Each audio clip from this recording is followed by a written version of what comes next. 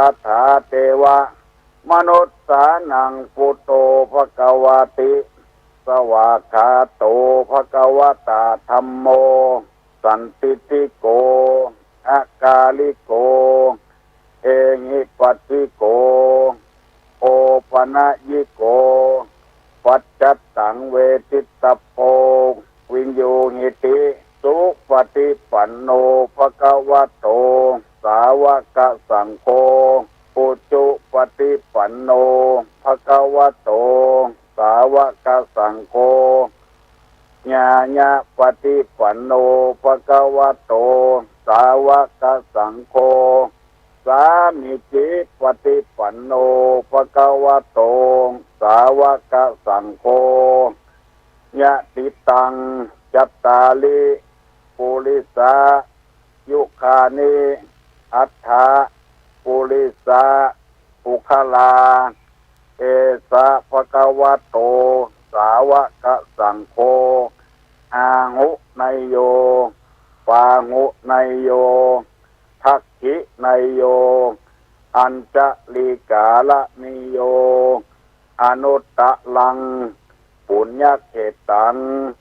โลกัสสติกราบหนึ่งกราบสองกราบสามกาเลนะธัมมัสสวนังเอตัมมังคลมุตตมังมาแล้วเน้อมาแถมแล้วบ่มีการปิดตั้งแต่วันจันทร์ถึงวันอาทิตย์ตั้งวันอาทิตย์ถึงวันเสาร์ตั้งแต่วันเสาร์ถึงวันศุกร์มาแถมแล้วอะไรมาเสียงก้องเสียงก้องเสียงมองต่ำเข้าเสียงสุเจ้าเทศนาธรรมมาถึงบ้านมาถึงเฮือนมาถึงในเฮือนมาถึงในสุดมาถึงห้ององครัวทำอาหารมาถึงห้องน้ำมาถึงแพะถึงปลามาถึงในรถในลาพี่น้องทั้งหลายมาถึงที่ถึงกลางแล้วกาเลนะธัมมสวนังเอตัมมังคารมุตตมังแปลว่าการฟังธรรมตามการตามเวลาเป็นมงคลอันประเสริฐเวลานี้เป็นเวลาที่เป็นมงคลอย่างยิ่งแล้วมาถึงมาตึงท่านผู้ฟังทั้งหลายทุกท่านมาเพื่อจะให้ท่านทั้งหลายได้ฟื้นฟูบุญ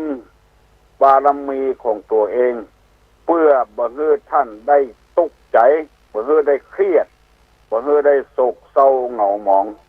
แสวงหาความสุขเพิ่มเติมขึ้นใส่ตัวนักๆโดยวิธีเอาธรรมะมาแก้มาไขคือเป็นแบบเศรษฐกิจเพียงพอที่เอาตุกถึงวันนั้นเพราะเหตุว่าเอามุ่งแสวงผลประโยชน์เพื่อได้เหมือนใจนักเกินไปเมื่อมันคาดหวังเอาก็เลยตกใจทำแบบที่พระพุทธเจ้าทำมาบ่ผิดแล้วมัชฌิมาปฏิปทาคือเดินตามสายกลางจะไปเครียดนักจะไปฮึกเหิมนักอยู่ตามสายกลางดีนักลำไปก็ทำให้คนอื่นจังบดีล้ำไปก็ทำให้สังคมเดือดร้อนดีมอกพอให้พอดีตามสายกลางแล้วเขาจะบรรทุกใจเขาจะบรเครียดตามที่เขาได้ศึกษาพุทธประวัติมาว่า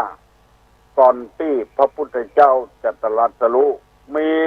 มารส่งธิดามารมาผจญคือส่งความตัณหาราคะความเครียดมาก่อนทำให้พระพุทธเจ้าบ่ได้ตรัสรู้เรียกว่านางตัณหานางราคานางอรดีมายั่วยวนกวนจิตกวนใจพระพุทธเจ้าเมื่อธิดามารมากวนใจบัชนะบัสามารถหมู่มารก็มาผจญแถมที่เฮาหันในหูเปิ้นวาดขายกันทั่วๆไปมีจ้างมีเสือมีสิงมีนาคมีคุดมีงูแล้วเกี่ยวก่อนมาแย่งชิงเอาบัลลังก์คือแท่นแก้วพระพุทธเจ้าก็สามารถที่จะไปเชื่อกรรมเขาได้มานึกถึงความดีที่ทำมาในอดีตชาติ10 ชาติด้วยกัน เป็นผลสำเร็จหมดพญามารก็กระจัดกระจายที่เฮาเครียดกันถึงวันทุกถึงวันเพราะเหตุว่าเฮาบ่ได้นำเอาความดีของเฮาที่สร้างมาชนะกับมันเฮาก็เลยตุกนักตุกกับลูกบ่ฟังคำพ่อกับแม่ตุกเป็นหนี้เป็นสินเปิ้นตุกเพราะเหตุว่าผัวกินเหล้ามาทะละทลายเมียถึงบั้นจนหอบผ้าหอบผัวหนีตุกเพราะว่าคนในบ้านในจองบ่ถูกบ่ลงกันเก็บมาตุกแล้วเฮาก็ทำให้เฮาตุกต่อไปแถมวิธีจะให้ชนะหมู่นี้นั่นก็คือเอาน้ำทำคำสอนมาชนะว่าชีวิตของเฮานั้นบ่ได้จะราบรื่นต่อไปผลสำเร็จเกิดขึ้นกับเฮาทุกอย่างแล้วที่เป็นมาอย่างนี้กว่าที่เฮาตุกปัจจุบันนี้เป็นครั้งเป็นคราวผลสำเร็จมันเกิดขึ้นจะไปนึกถึงว่ากรรมมันยังวิบากยังตั้งแต่เกิดมาบ่มีความสุขสักเทื่อเชี่ยวที่เฮาเกี่ยวถึงวันนี้กินเข้าลืนเข้าไปได้สบายก็ผลสำเร็จของเฮามีเชี่ยวดีตาสองข้างหันมับอันนี้เป็นผลสำเร็จของเฮาละหูได้ยินแข้งขากายอวัยวะต่างๆก็สมประกอบอยู่อย่างเขาจะต้องหาวิธีการที่มันบ่สำเร็จเพราะเหตุว่าเฮาหันเปิ้นสำเร็จและตัวบ่สำเร็จก็มาน้อยใจเก็บมาตุกแล้วไปมองความสุขคนอื่นนักลำไปเฮายังบ่อย่างเปิ้นซึ่งเฮาก็รู้อยู่ว่าฐานะของเฮาเป็นจะได้อย่างบ่ผางมันส้มเฮาจะมันหวานอย่างบ่ผางหวานนั้นเป็นบ่ได้เพราะเชื้อชาติมันเป็นบ่ได้จะไปอาจเอื้อมเอาเดือนเอาดาวไปอยู่เป็นตามสภาวะแล้วเฮาจะหายเครียดผลไม้กูอย่างมันเชื้อไผ่เชื้อมันเชื้อส้มมันก็ส้มเชื้อหวานก็หวานอันใดที่มันขมจะมันหวานมันส้มก็เป็นไปบ่ได้ต้องคำนึงเจออี้แล้วเฮาจะหายโคตรหายเครียดพี่น้องทั้งหลายทุกวันถ้าตู้ลุงสบายจะได้ออกมาปะมาพบโดยเอาธรรมะมาฝากฝังพี่น้องทั้งหลายผลงานที่เราทำมามันประสบผลสำเร็จแล้วของเราคิดอย่างนี้แล้วเราจะได้สบายที่เราบ่สบายเมื่อเฒ่าเมื่อแก่นั้นเพราะเป็นมูลเหตุวันนี้จะได้นำเอาธรรมะมาเสนอพี่น้องทั้งหลายเหมือนเคยเพื่อท่านทั้งหลายได้นำไปคิดว่ามันเป็นความจริงจะนี้เหตุที่ทำให้เกิดเดือดร้อนในอนาคตมันเป็นไปอย่างนี้ที่เฮาเป็นไปอย่างนี้พอเฒ่าพอแก่ก็เพราะเป็นอย่างนี้มันจึงเป็นเหตุให้เฮาเดือดร้อนเมื่อเฒ่าเมื่อแก่เพราะฉะนั้นเมื่อเรื่องมันล้ำไปแล้วก็ล้ำไปแล้วเอาทำไมสำหรับคนที่ยังมีหวังในชีวิตอยู่ชีวิตจะได้สำเร็จที่มันบ่สำเร็จในชีวิตของเฮายามเฒ่ายามแก่นี้เพราะเหตุหนึ่งไม่แสวงหาทรัพย์สมบัติเมื่อยามหนุ่มอันนี้เป็นข้อแรกแล้วเนี่ยเป็นเหตุให้เฮาบ่ประสบผลสำเร็จในเบื้องปลายชีวิตแล้วต่อไปแถมคนที่ยังหนุ่มยังกำถ้าอยากประสบผลสำเร็จก็ต้องมีข้อที่หนึ่งนี้เมื่อเฮายังหนุ่มยังกำเลือดร้อนอยู่ยังมีมันสมองอยู่มีความคิดอยู่มีกำลังที่จะพุ่งแหงแต่งเข้าอยู่ทำเมื่อเฮายังหนุ่มยังกำแสวงหาทรัพย์สมบัติจะไปอยู่กินเลยเหินเปิ้นคอไปเลยอย่าไปเอาธรรมที่มันบดีเข้ามาสู่จิตสู่ใจมุ่งผลสำเร็จในอนาคตนั้นก็คือมันเนี่ยการอันนี้ตุลุงได้อธิบายให้ฟังแล้วเมื่อตะวาจบไปหนึ่งข้อแล้วข้อที่สองวันนี้จำไว้เนอะไม่ศึกษาศิลปะวิทยาเมื่อยามเด็กอันนี้เป็นข้อที่สองคือการทำงานข้อที่หนึ่งนั้นทำโดยร่างกายเมื่อกายยังมีกำลังธาตุสี่ดินน้ำไฟลมสูงดินน้ำไฟลมสมบูรณ์หมดขันธ์ทั้งห้ารูปเวทนาสัญญาสังขารวิญญาณครบบริบูรณ์หมดบ่หลงบ่ลืมต้องหาทรัพย์เมื่อยามหนุ่มยามกำสองไม่ศึกษาศิลปะวิทยาเมื่อยามเด็กอันนี้หมายความว่าทำงานด้วยมันสมองเอาครบบริบูรณ์อยู่บ่เสื่อมบ่ทรามต้องแสวงหาวิชาความรู้เอามาใส่ตัวนักเป็นข้อที่สอง บ่าว่าวิชานั้นเป็นวิชาอย่างที่เฮาชอบเฮาหุมการศึกษานี่บัดจำเป็นที่จะต้องอยู่ในโรงเรียนศึกษากับครูบาอาจารย์การศึกษานี่ต้องศึกษาด้วยตนเองพอคอยด้วยตนเองคนที่เจริญรุ่งเรืองนั้นเพราะเปิ้นพ่อตัวศึกษาเล่าเรียนตัวเหมือนกับว่าเฮาไปอยู่ที่ไหนไปเป็นลูกจ้างคนมั่งมีสีสุขเพราะอันยังเปิ้นถึงร่ำรวยเฮาไปปอพฤติกรรมของเปิ้นการอยู่วัดก็อย่างเดียวกันเฮาพอปฏิปทาของเจ้าอาวาสของเจ้าคณะตำบลของเจ้าคณะอำเภอเจ้าคณะจังหวัดศึกษาจริยธรรมศึกษาอุปนิสัยเปิ้นที่เปิ้นเจริญรุ่งเรืองมาเพราะว่าเป็นจริยธรรมเป็นเชื้อใดหันเปิ้นเจริญรุ่งเรืองมาอันนี้หมายความว่าในทางที่ดีนะก็พยายามปฏิบัติอย่างนั้นท่านผู้ฟังทั้งหลายบอกว่าจะเป็นตู้เจ้าพระนายพ่อใจไม่ยิงข้าราชการบ้านเมืองพวกค้าพาณิชย์พระสงฆ์พระเจ้าบางรูปอยู่กับครูบาอาจารย์ที่มีคนฮักคนหุมคนชอบได้ศึกษาปฏิปทาของครูบาอาจารย์ได้ทอดวิชาความรู้ไว้ปฏิบัติตามหลักนั้นพอครูบาอาจารย์หมดชีวิตไปลูกศิษย์ลูกหาก็สามารถปฏิบัติตามนั้นได้มีรายหนึ่งครูบาอาจารย์เจ้าวาดเป็นหมอยามหมาวะแล้วก็มีตุเจ้าอยู่อุปถากโดยตนหนึ่งพยายามไปรับใจเวลาเปิ้นมาวะพบมาหาเปิ้นครูบาตุหลวงเปิ้นจะสั่งไปเอาอันนั้นมาเอานี่มาเนี่ยอย่างพ้องกระถามันว่าจะใดก็พยายามทำปฏิบัตินั้นพอครูบาอาจารย์เจ้าวาดมรณภาพไป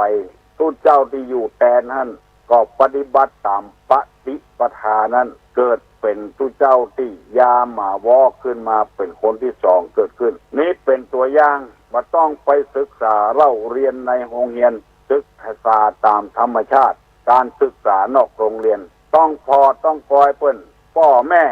มีลูก5 6 7คนสามารถเลี้ยงลูกเลี้ยงเต้าเข้าศึกษาเล่าเรียนเป็นนายร้อยนายพลนายพันเป็นครูบาอาจารย์เป็นพ่อกาแม่กาไปได้เพราะพ่อแม่ทำเช่นใดลูกก็ศึกษา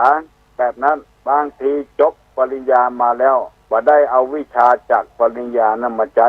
เอาวิชาที่พ่อแม่ทำมานั้นปรับปรุงให้มันดีขึ้นอันนี้เรียกว่าการศึกษาเมื่อเฮาเฒ่าเฮาแก่เฮามีลูกมีผัวมีลูกมีเมียแล้วเฮาก็ต้องศึกษาปฏิปทาของเปิ้นดีอย่างไรใจอย่างไรมีหลายคนแล้วเคยเป็นลูกจ้างพ่อเลี้ยงเมื่อล้นปูนป่ายมาเป็นพ่อเลี้ยงก็มีพอได้ศึกษาปฏิปทาของเปิ้นทำได้ดิบได้ดีหมู่นี้จึงขอฝากไว้กับพระสงฆ์พระเจ้าภิกษุสามเณรลูกเต้าหลานเหลนกุคนเพื่อมันเฮียนสมองเฮานี่มันจดมันจำได้ดังที่พี่น้องทั้งหลายละอ่อนท้ายเกมทศกัณฐ์ได้97 หน้าละยังแถม3 หน้าจะเต็ม200เขาเหล่านั้นละอ่อน5 ขวบหาเงินให้แม่ให้พ่อได้ถึง1,000,000 บาทละแล้วจะได้ต่อไปแถมจะได้บ้านแถมหลังหนึ่งที่ดินแถมจะได้ไปเอี่ยวจากต่างประเทศโดยแถมเพราะว่าศึกษาเล่าเรียนความรู้ต่างๆเกิดขึ้นมาจะไปคิดว่าความรู้น้อยเดียวต่ำกว่าเปิ้นยอดกว่าเปิ้นนิทานในธรรมบทบอกไว้ว่ามีบุรุษเปรี้ยคนหนึ่งคนเปรี้ยนี่ก็คือคนง่อยคนแขนขาพิการบ่มีความรู้อะไรอย่างมาได้ไปศึกษาเล่าเรียนพ่อแม่ก็จนวันหนึ่งก็ไปอยู่กับละอ่อนเลี้ยงควายได้กินข้าวกับละอ่อนเลี้ยงควายไปวันและบุรุษเปรี้ยคนนี้มีวิชาอยู่อย่างเดียวคือดิดขี้ควายที่เปิดเนี่ยขึ้นไปบนต้นไม้เป็นหูกต่างๆจะเอาหูกงัวหูกควายดีดขึ้นไปติดใบไม้จะเป็นหูกงัวหูกควายมีวิชาเดียวอยู่กับหมู่เลี้ยงควายเปิ้นเตห่อเข้าก็ได้กินเปิ้นหมู่เลี้ยงควายก็บอกว่าขอฟาดหูกหมาให้กันว่าก็เป็นดีดขึ้นไปเป็นหูกหมาที่ใบไม้ข้างบนดีดขึ้นไปก็เป็นหูกหมูหูกแมวอยู่หั่นวันหนึ่งนั่งอยู่ที่ใต้ต้นไม้กำลังดีดที่เปอะขึ้นต้นไม้ ปรากฏว่าพญาเจ้าเมืองมาเปิ้นแห่แหนแต่นแต่กันมาหมู่ละอ่อนเลี้ยงควายกับปลากันหนีเหลือพวกะบุรุษเปรี้ยคนเดียวคนเป็นขี้เปรี้ยนะไปบัดตานเปิ้นล้นบัดตานเปิ้นก็นั่งอยู่ต้นไม้หันพระราชาพักอยู่ต้นไม้นะแงนขึ้นทางบนหันเป็นลูกไก่ลูกหมูลูกเป็ดลูกหมาลูกงัวลูกควายพระราชาก็เปิงใจถามว่าใครเป็นคนมาทำนี่หมู่อามาตย์ก็บอกว่าถ้าจะบุรุษคนนี้ก็เปี้ยคนนี้ก็พระราชาก็บอกว่าหนูเธอจงทำลูกกระต่ายให้ฉันดูสิพระราชาบังการบุรุษเปี้ยก็ได้พยาค่าดีดขี้เปอะขึ้นไปเป็นลูกกระต่ายพระราชาเปิงใจบอกว่าเขามีคนหนึ่งเป็นอามาตย์ของเขาปากนักเอายังบัดตันได้มันไปก่อนนะคนปากนักบัดดักฟังไผ่เสื้อเขาจะเอาคือบุรุษเปียเนี่ยดีดขี้แปะเข้าใส่ปากมันและจะหับได้ก่อนจะเอาไปเข้าในวังเวลามันออกมาคำใดก่อนดีดเข้าใส่ปากมันบุรุษเปียก็หับกรรมของพระราชาแถมวันหนึ่งพระราชาก็นัดเข้าไปคือมันอยู่ในภาคกั้งพม่านเจาะงูไว้หูหนึ่งเพื่อจะได้ดีดขี้แปะเข้าปากอมาตย์ผู้นี้วันหนึ่งอมาตย์ทั้งหลายเปิ้นขึ้นไปกราบทูลพญาเจ้าเมืองพญาเจ้าเมืองกำใดอมาตย์คนนั้นก็น้ำบ่ไหลไฟบ่ดับออกมามันนั่งอยู่ตรงที่เจาะงูภาคกั้งไว้พอมันมากำใด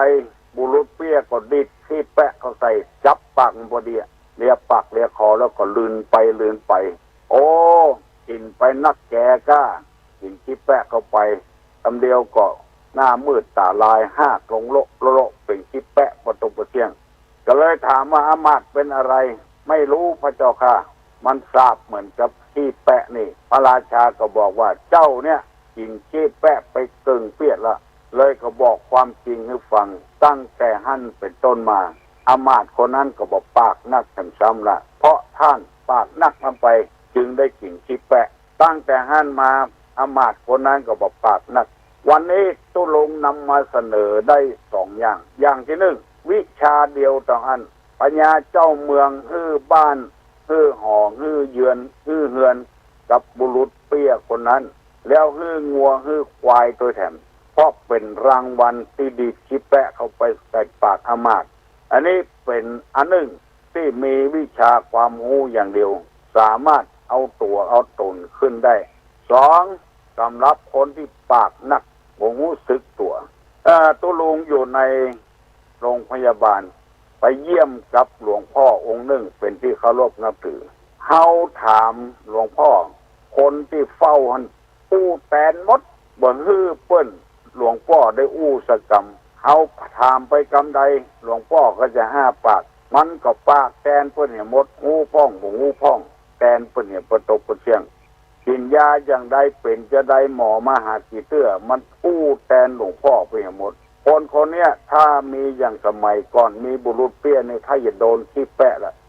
เขาต้องฟังก่อนไปฟังล่วงล้ำเพื่อนถามผัวพุ่นเมียตอบลุบสอนตัวเนอะประเดี๋ยวนี้นะคือพิจารณาก่อนเพื่อนถามลูกเพื่อนพ่อมันตอบแม่มันตอบแทนลูกเพื่อนใครกับกันก็เปิดโอกาสให้เพื่อนพ้องอย่าไปแตนประตกประเสียงเนอะจำไว้เนอะมีกูบ้านกูจองมีกูหอกกูเฮือนเพื่อนถามพ่อหลวงพุ่นว่าประชาชนมีเท่าใดมีกี่หมู่บ้านแม่หลวงแตกตอบไปประตกประเสียงอันเนี้ยมันล้ำกันดีบดีจะโดนขี้แปะสักวันเพื่อนถามกำนั้นแม่กำนั้นปากไปก่อนบ่ได้ถามตัวเก่าเพื่อนถามครูบาอาจารย์ลูกศิษย์นั่งเฝ้าไปลุบมันมีอยู่2 อย่างวันนี้นำมาเสนอข้อที่1วิชาความรู้วิชาเดียวสามารถแปรตัวไปเนื้อแปรตัวได้2คนที่ปากนักคือพยายามระงับปากพ้องเพื่อนถามนายอำเภอปลัดตอบแทนมันไม่ใช่เรื่องความประสงค์เพื่อนจะเอาอันใดอันหนึ่ง สมมุติว่าเอาจะเอาบอกแขวงมันขมบางฮื้อเปิ้นสกรรมไปเอาฟ้าทลายโจรไปฮื้อเปิ้นเนี่ยเปิ้นจะต้องการบอกแขวงขมฟ้าทลายโจรก็ขมอย่างเดียวกันนะแต่มันบ่เหมือนกันอันเนี้ยที่ตุลุงนำมาเสนอให้พี่น้องทั้งหลายบางทีเปิ้นมีความประสงค์จะอู้กับคนหนึ่งมันสบายใจเพราะบ่ได้ปะบ่ได้พบกันมาเมินแล้วได้อู้กันพ้องเปิ้นถามแม่ลูกตอบเหียถามพ่อลูกตอบเหียถามพ่อผัวแม่ผัวลูกยิงลูกสะใภ้ไปตอบแทนเหียถ้าคนใดได้ฟังตุลุงวันนี้ก็ขอฮืดตั้นทั้งหลายย่างไว้เห็นก่อนวิชาความรู้แสวงหาไปเตอะอย่างเดียวเท่านั้นสามารถมีชื่อมีเสียงได้ขอฮืดเอากันแต่อนาคตต้องเจริญรุ่งเรืองสดใสแน่นอนตุลุงไม่อยากกู้เรื่องส่วนตัวสักน้อยจำเป็นต้องกู้ในสมัยโบราณเพิ่นมีธรรมมหาชาติ13กันตั้งแต่ตะกอนถึงนกรกันตุลุงเลือกเทศตุจกกันเดียวปรับปรุงให้มันดีมันงามขึ้นเพื่อตามกาลสมัยก็ปรากฏว่าคำว่าตุจกนี้ก็เป็นที่หูกันทั่วไปแล้วเป็นตุลุงทองแม่ลิงวิชาเดียวนะการตุจกนั่นแหละจนมหาวิทยาลัยเปิ้นหันว่าทำตุจกกันเดียวเนี่ยมันสามารถประยุกต์เป็นธรรมะได้เปิ้นก็เลยสนองความต้องการเป็นผลสำเร็จในอนาคตเมื่อเฒ่าเมื่อแก่ได้รับปริญญาโทโดยเปิ้นหมู่นี้เป็นต้นขอให้ศึกษาเล่าเรียนเถอะอนาคตจะสดใสแน่นอนผู้ที่จะเดือดร้อนเมื่อรุนนะผู้ที่บ่ศึกษาเล่าเรียนอันอย่างสักอย่างติ้วปุ่นก็ติ้วเมื่ออายุ10ปลายจนพอ50ปลายก็ติ้วปุ่นตะฮอดบ่เดียวบ่เป็นสลาดด้วยเปิ้นสักเตื้อวัดอันวัดนี้กี่ตารางเมตรกี่ตารางวาจะเสียงปุ่นเท่าใดเสียงแห่เสียงหินเท่าใดบ่ได้ศึกษาด้วยเปิ้นอยู่กินอย่างคนโบราณเปิ้นว่ากบเท่าเฝ้าเกาดอกบัวเฝ้าอยู่ที่เกาดอกบัวนะ4เดือน5เดือนก็เฝ้าอยู่นั่นน่ะดอกบัวมีเกสรดอกไม้หอมหมู่แม่เพิ่งหมู่แมงปู้เอาไปเหี่ยมดเอาเกสรดอกไม้ไปทำรังพ่องเอาไปทำน้ำหัวพ่องน้ำหัวเพิ่งนี่หวานกบเท่าเฝ้าอยู่หั่นตลอดเวลาบ่ได้อย่างสักอย่างเพราะว่าอนาคตจะได้บ่สดใสจะเจริญรุ่งเรืองเพราะว่าบ่ศึกษาเราเรียนพระธรรมคำสั่งสอนที่ตู้เจ้าพระนายเปิ้นสอนถึงวันนี้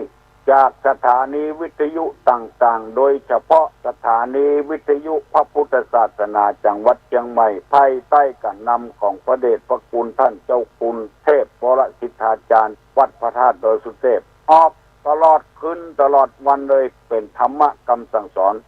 บ่ฟังสักคำบ่ศึกษาสักคำแล้วก็ไปทำผิดทำพลาดในที่สุดมาก็รับเพราะรับกรรมอนาคตก็บ่สดใสพี่น้องทั้งหลายตุลุงนำมาเสนอ2ข้อแล้วเนอะคนที่อนาคตบ่สดใสจะเดือดร้อนเมื่อรุ่นนี้นะ